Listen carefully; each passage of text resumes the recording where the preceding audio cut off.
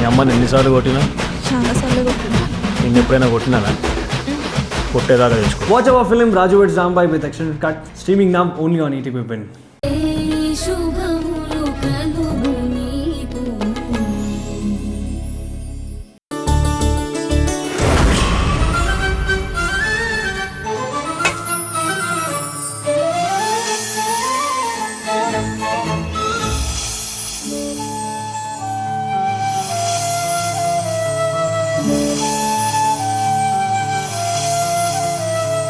మధురం మధురం మధురం మధురం మధురం మధురం మధురం మధురం ప్రణయం మధురం కలహం మధురం క్షణమో సగమో విరహం మధురం. అమ్మా హాసిని, పదమ్మా.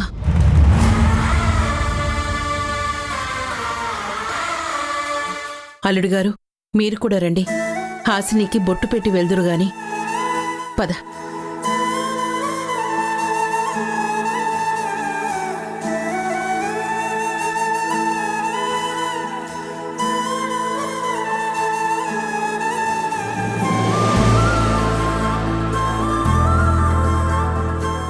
అల్లుడు గారు, హాసినికి బొట్టు పెట్టండి.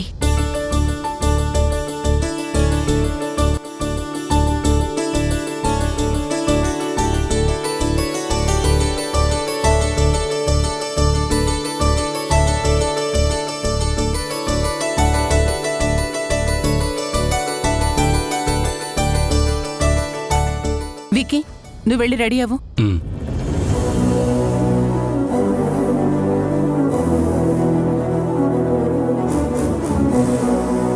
అరుంధతి,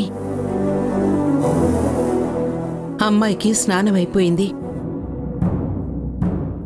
ఈ రోజు నుంచి ఓ వారం పాటు తనకి నాన్ వెజ్ కూరలు ఏవీ పెట్టకూడదు. కొంచెం ఉప్పు కారాలు తగ్గించి వేసిన కూరలే పెట్టాలి. ఇవన్నీ నాకెందుకు చెప్తున్నావు? నేనేమైనా నీ కూతురికి వంట మనిషినా?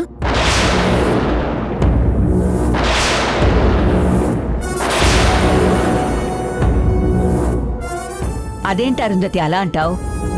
ఈ ఇంటి పెద్ద నువ్వేనా, వేరే ఎవరైనా ఉన్నారా? ఇలాంటి జాగ్రత్తలు ఇంటి పెద్దకు చెప్పక ఇంకెవరికి చెప్తారు? పిన్ని, నువ్వుండు. అయ్యో, ఇప్పుడు నేనేమన్నానని? ఊరుకో. ఆ, అరుంధతి, మీ ఇంట్లో అందరూ నీ మాట మీదే నడుస్తారు కాబట్టి నువ్వు పనులకు మాట చెప్తే వాళ్ళలా చేస్తారని నీకివన్నీ చెప్పాను, కానీ వేరే ఏ ఉద్దేశంతోనూ కాదు. నువ్వు నా కూతురి కోసం మమ్మల్ని ఇన్ని రోజులు నీ ఇంట్లో ఉండనిచ్చినందుకు నీకు చాలా కృతజ్ఞతలు. మీరు వచ్చిన పని పూర్తయిందిగా, ఇక మీరు బయలుదేరితే.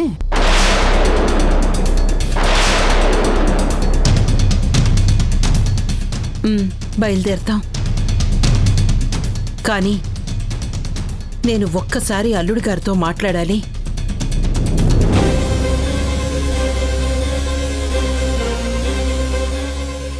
విక్కీతో తమరేం మాట్లాడతారు? పిల్లనిచ్చిన వాళ్ళం అల్లుడితో ఏదో ఒకటి మాట్లాడాల్సిన అవసరం ఉంటుందమ్మా.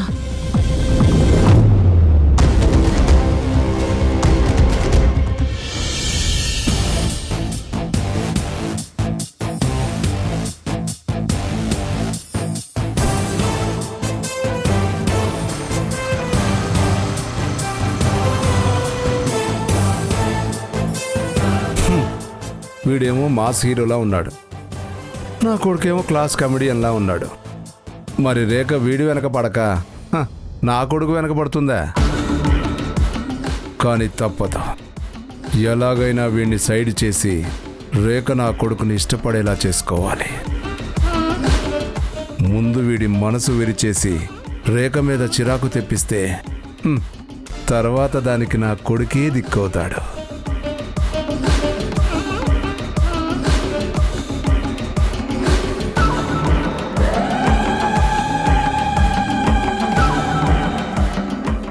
హలో హలో హలో, చరణబాబు బాగున్నారా? మీరు వెళ్ళండి. నీకు అసలు పౌరుషం కానీ సిగ్గు కానీ కాస్తైనా ఉన్నాయా లేవా?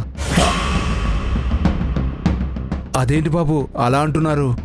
ఒకసారి నా చేతిలో దెబ్బలు తిన్న తర్వాత నువ్వు మళ్ళీ మా వైపు చూడవు అనుకున్నాను. అసలు నాకు వారాహి తండ్రి అనే ట్యాగ్ ఉండటమే నచ్చదు. అసలు వాళ్ళందరినీ నా కూతుళ్ళంటే నేను ఒప్పుకోను. మీరు భలేవాళ్ళు బాబు. కొమ్మ విరిగి మీద పడిందని చుట్టు మీద అలుగుతావా? అభిమాన హీరో ఒక దెబ్బ కొట్టాడని అతను సినిమాలు చూడటం మానేస్తావా? అది సరే, నువ్వు ఇక్కడికి ఎందుకు వచ్చావు? పనేంటి? ఏం లేదు బాబు, బయట నుంచి వెళుతూ ఈ బిల్డింగ్ చూశాను. చూడగానే వాస్తు దోషం ఉన్నట్టుగా కనిపించింది. వెంటనే ఈ సైట్లో కాల్ పెట్టాను. వచ్చాక తెలిసింది ఇది మీదని. అంటే ఏంటి? ఇప్పుడు నీ చేత వాస్తు చూపించుకుని దాన్ని ఫాలో అవ్వమంటావా? అబ్బే, మీరేం ఫాలో అవ్వక్కర్లేదు బాబు. మా సొంత మనిషి అరుంధతే ఫాలో అవ్వకుండా అన్ని చిక్కులు తెచ్చుకుంటుంది. ఇంకా బయట వాళ్ళు ఎందుకు నమ్ముతారు?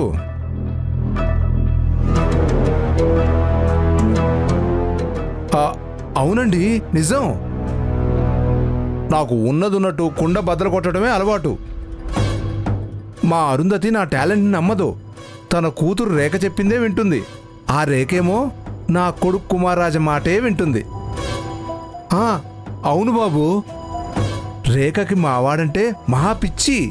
అందుకే వాడికి తన కిందే ఉద్యోగం ఇప్పించుకుంది.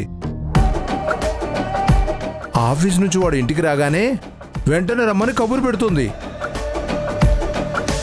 మా వాడు తన పక్కన లేకపోతే అసలు కాలు బయటే పెట్టదు. పగలు రాత్రి అనే తేడా లేకుండా ఫోన్లు చేస్తుంది. గంటలు గంటలు మాట్లాడుతుంది బాబు. అవును బాబు, నిజం. ఎంతైనా మరదలకి బావ మీదే మనసుంటుంది కదా. అందుకే అంత డబ్బులో పుట్టిన అమ్మాయికి కూడా మా వాడిని చూడగానే ఇష్టపడిపోయింది. అందరూ నా కొడుకంటే ఈర్ష్యపడుతూ ఉంటారు. కానీ ఎవరైనా ఏం చేయగలం చెప్పండి? వాళ్ళ ఇష్టాన్ని గౌరవించడం తప్ప. కానీ నాకేమో రేఖని మా వాడికి ఇచ్చి పెళ్లి చేయాలని అంతగా లేదు బాబు. దానికి కారణం కూడా ఉంది. ఆ అమ్మాయి మనస్తత్వం అంత మంచి మనసు కాదు రేఖది. చూడండి, మొన్న మధ్య కళ్యాణికి యాక్సిడెంట్ అయి కాలు రాకపోతే ఆ కాలు పూర్తిగా చచ్చుబడిపోవాలని దొంగ మందులు మార్చేసింది.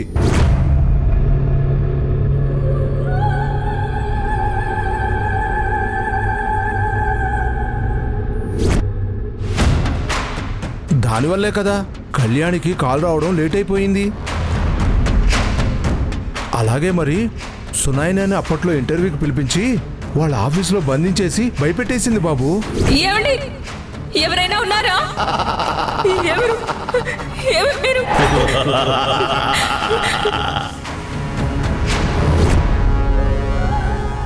ఇంట్లో పనులను కూడా కొడుతుంది, తిడుతుంది. అంతెందుకు, నచ్చకపోతే మొగుండు కూడా కొట్టే రకమే రేఖ. దయచేసి ఆపుతావా? అసలు ఈ సోదంతా నాకెందుకు చెప్తున్నావు? అబ్బే, ఏం లేదు చరణ్ బాబు, ఊరికే రేఖ ఊసొచ్చింది కాబట్టి చెప్తున్నాను.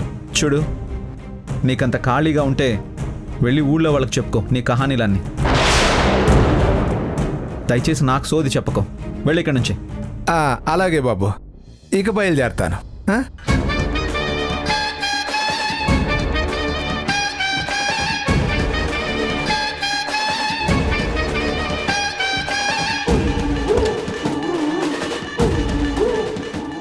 రేఖ నిన్ను చేసుకోవాలనుకున్నా నీ మనసులో నేను పోసిన ఈ విషపు విత్తనం నిదానంగా మొలకెత్తి మొక్కై చెట్టై చివరికి రేఖని నిన్ను దూరం చేస్తుంది. అది చాలు నాకు.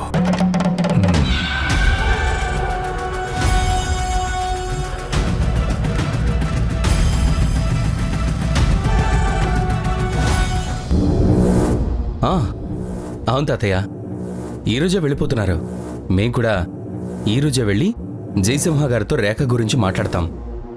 అమ్మ చాలా హ్యాపీ తాతయ్య. కృష్ణ తులసి వెళ్ళిపోతుంది కదా. తాతయ్య, నేను తర్వాత ఫోన్ చేస్తాను.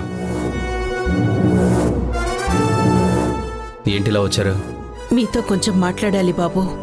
ఏంటో చెప్పండి. ఇది మీ మంచి కోసం, మీ ఇంటి మంచి కోసం, మనందరి మంచి కోసం చెప్తున్నాను. అందుకే కొంచెం ఆలోచించండి. ముందు అదేంటో చెప్పండి. అది మంచో చెడో, ఏం చెయ్యాలో ఏం చేయకూడదో నేను నిర్ణయించుకుంటాను. అదే బాబు, మన కుటుంబాల మధ్య ఎన్ని గొడవలున్నా మీరిద్దరూ భార్యాభర్తలే. మీ ఇద్దరి వల్ల మన కుటుంబాల మధ్య బంధం ఏర్పడిందని నేను ఆశపడ్డాను. మీ కుటుంబాన్ని నాశనం చేయటానికే నా కూతురు మిమ్మల్ని పెళ్లి చేసుకుంది అని మీ అమ్మ అనుకుంటుంది. కానీ మీ అమ్మ అనుకుంటుంది తప్పు బాబు. హాసిని అలా ఎప్పటికీ చేయదు. మీ కూతురు గొప్ప గురించి కొత్తగా నాకేం చెప్పనక్కర్లేదు. గొప్పగా చెప్పట్లేదు బాబు, మీరు చెయ్యాల్సింది గుర్తు చేస్తున్నాను. నేను చేయాల్సిందేంటో నాకు తెలీదా? తెలిసిన వారైతే హాసినితో ఎప్పుడూ గొడవ పడ్డానికి ఎందుకు చూస్తారు బాబు? క్షమించండి బాబు, మీ భార్యతో మీరెలా ఉండాలో నేను చెప్పకూడదు. కానీ చెప్పకపోతే మీ ఇద్దరి మధ్య ఎప్పటికీ సఖ్యత కుదిరేలా లేదు. సఖ్యత? You mean relationship? సఖ్యత అంటే భార్యాభర్తల మధ్య సరదాలు, సంతోషాలు, చిలిపి తగాదాలు, చిన్ని చిన్ని అలకలు ఇవే ఉండాలి బాబు. అంతేకాని ఎప్పుడు టైం దొరికితే అప్పుడు గొడవ పెట్టేసుకోవాలని చూడకూడదు బాబు. మీరిద్దరూ కలిసిమెలిసుంటే మీ జీవితాలు చాలా సంతోషంగా, ప్రశాంతంగా ఉంటాయి. ఒక్కసారి ఆలోచించండి బాబు. మీరు, మీ భార్య, మీకో 2 పిల్లలు, మీ అమ్మ, మీ చెల్లి కుటుంబం అందరూ కలిసి పండగలు, పబ్బాలు చేసుకుంటూ సరదాగా, సంతోషంగా ఉంటే ఎంత అందంగా ఉంటుందో ఊహించండి బాబు. మీరు సంతోషంగా ఉంటేనే పెద్దవాళ్ళం మేం కూడా సంతోషంగా ఉంటాం బాబు.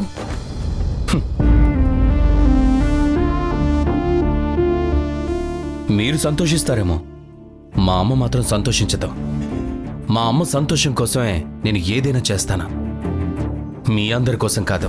ఇప్పుడంటే మీతో పాటు మీ అమ్మ, మీ చెల్లి ఉంటారు. కానీ జీవితాంతం వాళ్ళు మీ వెంటే ఎందుకుంటారు బాబు? ఎందుకుండరు? మీకు వయసైపోయేపాటికి నేను, మీ అమ్మ బతికుండం. మీ చెల్లి వేరే కుటుంబానికి కోడలిగా వెళ్ళిపోతుంది. అప్పుడు మీకు తోడుగా, నీడగా ఉండేది మీ భార్య మాత్రమే బాబు. మీరిద్దరే ఒకరికొకరు తోడవుతారు. అప్పుడు సంతోషం వచ్చినా, సమస్య వచ్చినా పంచుకోవడానికి మీరిద్దరే ఉంటారు. ఆ రోజు కోసమే నేనిదంతా చెప్తున్నాను బాబు. ఒక్కసారి ఆలోచించుకోండి. ఆలోచిస్తున్నాను. మీరెప్పుడు బయలుదేరతారా అని ఆలోచిస్తున్నాను. అది కాదు బాబు. మీకు నా మాట సరిగ్గా వినబడలేదనుకుంటాను. ఒక్కసారి చెప్పిన మాట మళ్ళీ మళ్ళీ చెప్పడం నాకిష్టం ఉండదు.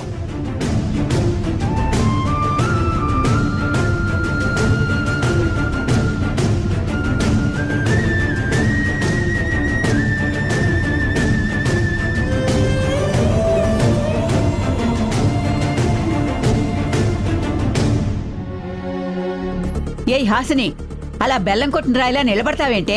చెప్పేదేమన్నా చెవికి ఎక్కుతుందా లేదా?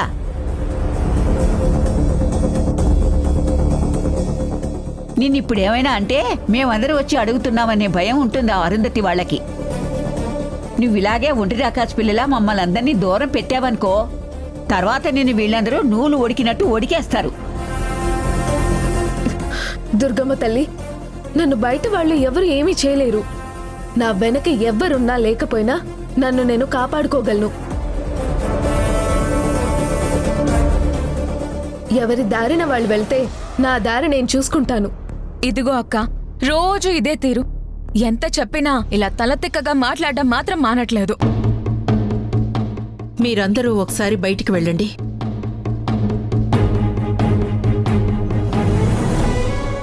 అబ్బాయితో మాట్లాడేశావా? ఇక్కడ మేము దీంతో మాట్లాడుతున్నాం. నేను మాట్లాడతాను.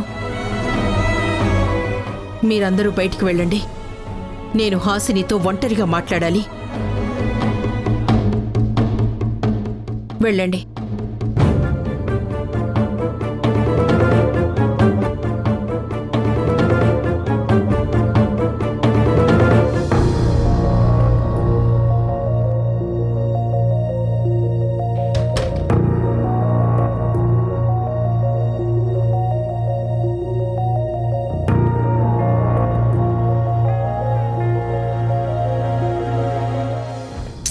ఎంతసేపమ్మా?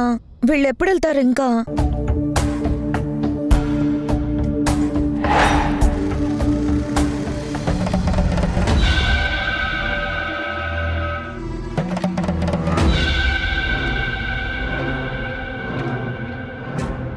ఏమైందిరా?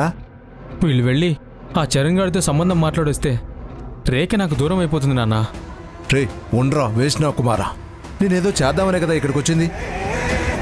నువ్వు సైలెంట్గా ఉండు. పద రారా రా.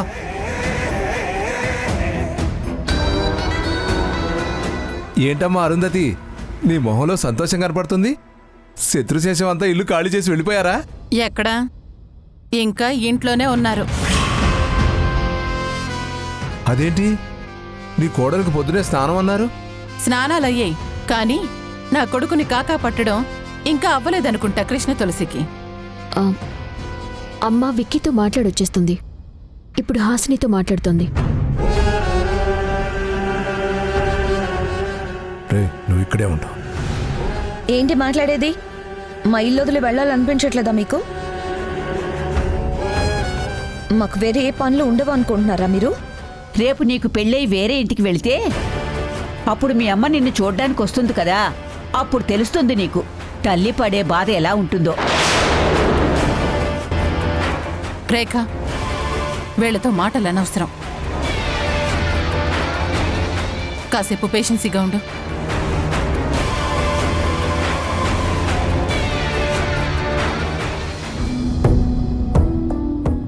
చూడమ్మా, నువ్వు మమ్మల్ని ఎంత దూరం పెట్టినా నీ భర్తని దూరం పెట్టద్దు. అది నీ జీవితానికే మంచిది కాదు. ఎంత చెడ్డవాడైనా భర్త విలువ భర్తదే.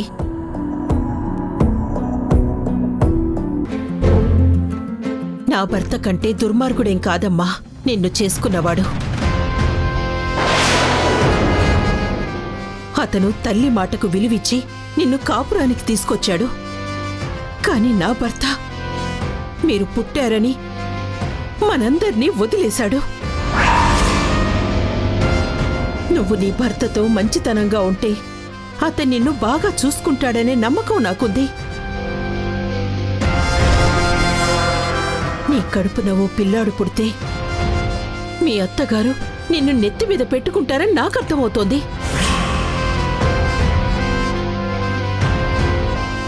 అందుకే చెప్తున్నాను, నా మాట వినమ్మా.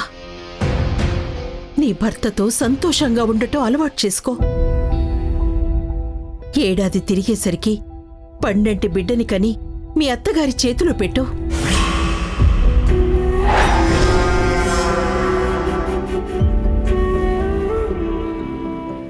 నీ మంచి కోరి చెప్తున్నానమ్మా. అమ్మ మాట వినమ్మా. నువ్వు మమ్మల్ని ఎలా చూసినా మేము ఎప్పట్లాగే భరిస్తాం. కాని అల్లుడికి దూరంగా ఉంటే ఎప్పటికీ ఈ ఇంట్లో వాళ్ళ మంచిని చూడలేవమ్మా. అటు మాతో మాట్లాడలేక, ఇటు వీళ్లతోనూ మంచితనంతో ఉండలేక జీవితం నరకంలా అనిపిస్తుందమ్మా.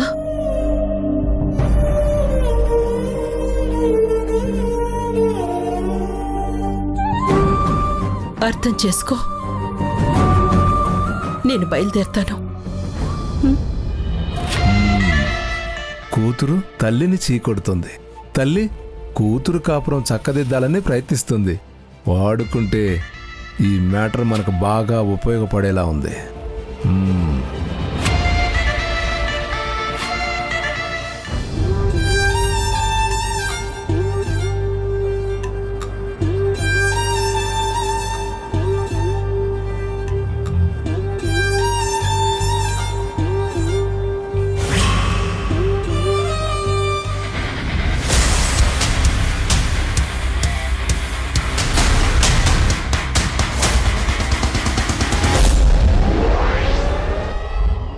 అమ్మయ్యా మామ్ ఫైనల్లీ వచ్చిందమ్మా. ఇప్పుడైనా బయలుదేరుతారా లేదా? మేం బయలుదేరుతున్నాం అరుంధతి.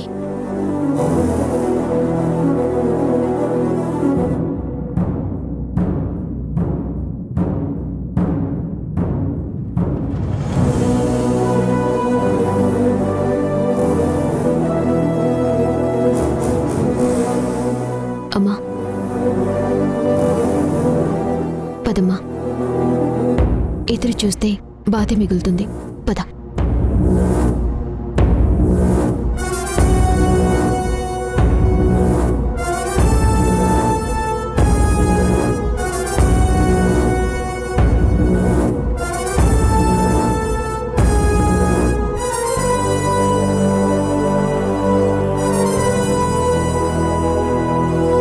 అమ్మా అరుంధతి, వీళ్ళు ఇక్కడికి రావడం వల్ల నీకేదైనా నష్టం జరిగిందనిపిస్తుందా? నష్టం కాదు, లాభం జరిగింది. లాభమా?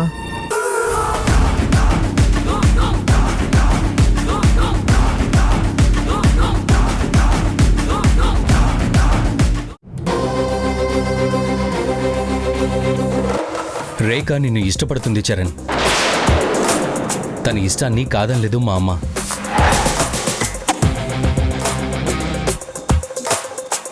చెప్పండి, మీ అబ్బాయి మా అమ్మాయిని చేసుకోటానికి మీకు ఏం కావాలన్నా ఇస్తాను.